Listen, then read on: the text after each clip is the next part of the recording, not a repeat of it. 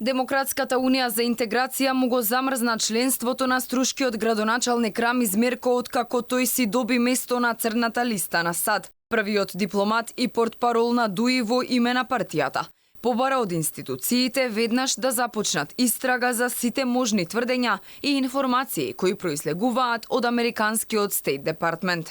ДУИ има јасни ставови по однос на владењето на правото, по однос на борбата против корупцијата, по однос на начинот на кој што работат носителите на јавни и партиски функции во ДУИ, и таквите ставови се претворени во формални одлуки во ДУИ. ДУИ бара институциите веднаш да започнат сеопфатна истрага за господинот Рамиз Мерко за сите можни тврдења и информации што произлегуваат од одлуката на Стейт Департментот.